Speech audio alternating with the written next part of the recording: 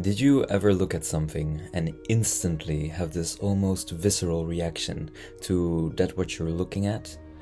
You keep trying to move away from it, but it lures you back in. It demands your focus and craves attention. You don't want to keep on looking, no, you need to. For me, one of the moments where I experienced this strongly was a painting called Controlled Violence by Rachel Howard. I remember seeing it the first time in a gallery in Naples. It had an almost instant hypnotic effect on me. For that moment I found myself immersed in the painting and had to shake myself awake as if from a daydream. My mind completely wandered and I let it.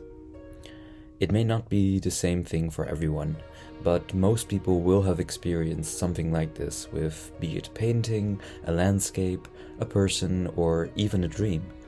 That indescribable feeling as if all the right buttons in your brain are pushed and stimulated at the same time. That feeling. Why do we have that feeling? What makes something attractive, and why are we even attracted to beauty to begin with? This intense pull, this almost magnetic attraction towards beauty and aesthetic appeal lies at the heart of philosophical aestheticism. Aestheticism celebrates beauty for its own sake, considering it as a fundamental value.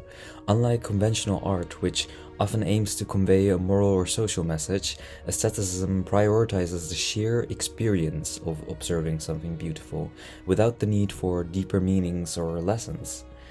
When it comes to what makes something attractive, scientists believe there are certain common qualities in beautiful things like symmetry, rhythm, ratio, which are pervasive in nature and usually correlate with positive experiences.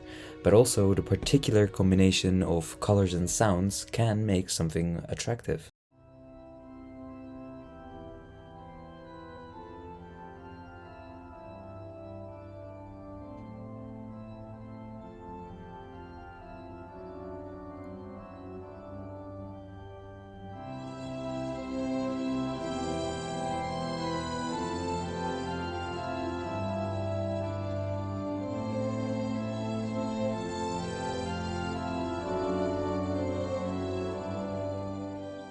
It seems that we're wired to appreciate beauty because it often signifies good health and strength, and this instinct might have helped our ancestors in selecting mates and environments that promoted survival and successful reproduction.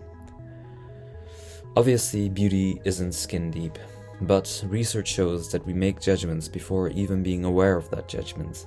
The first impressions here are leading for us to decide whether we want to interact with what we see or whether we should avoid it altogether. In the context of mating, for instance, traits associated with beauty often correlate with indicators of good health and reproductive fitness. In fact, the ability to discern beauty might have even offered an evolutionary advantage by influencing social connections and group cohesion. A shared appreciation for beauty, whether in communal art or natural landscapes, could have fostered a sense of unity within communities, and in turn, this could improve the cooperation and strengthen those social bonds. Okay, so we now have an idea why we appreciate beautiful things, but why do we have these strong feelings when we look at something or listen to something beautiful?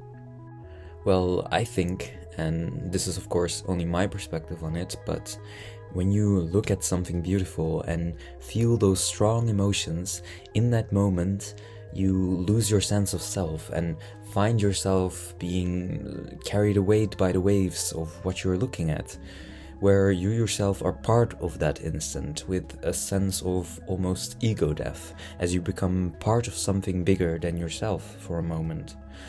The realization that what you're looking at is, despite its seeming perfection and beauty, still as fragile and fleeting as the instant in which all this is felt.